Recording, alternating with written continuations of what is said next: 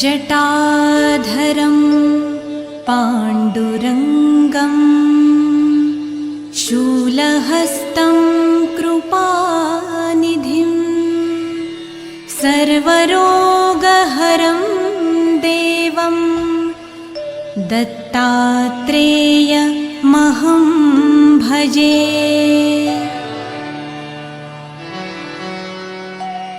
जगदुत्पत्ति कर्ते च स्थितिसंहारहेतवे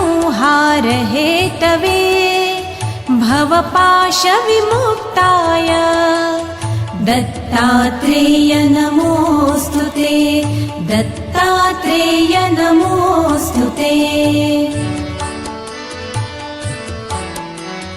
जराजन्मविनाशाय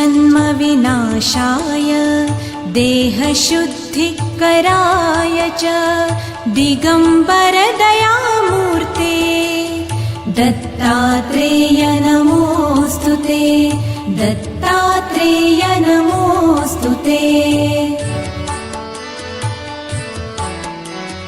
कर्पूरकान्तिदेहाय ब्रह्ममूर्तिधराय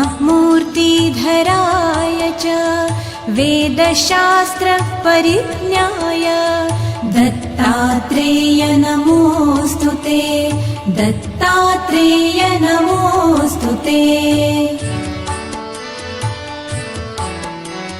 ह्रस्वदीर्घकृशस्थूल नामगोत्रविवर्जिता पञ्चभूतैकदीप्ताय दत्तात्रेय नमोऽस्तु ते, दत्तात्रेय नमोऽस्तु ते।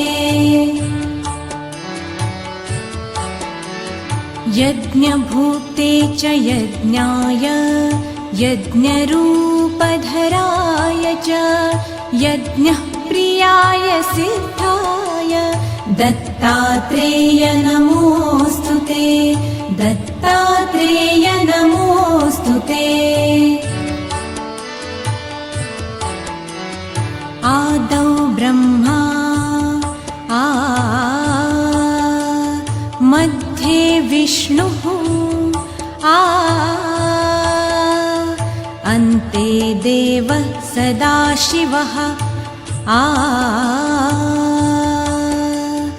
आदौ ब्रह्मा मध्ये विष्णुः अन्ते देवः सदाशिवः मूर्तित्रयस्वरूपाय दत्तात्रेय नमोऽस्तु ते, दत्तात्रेय नमोऽस्तु ते।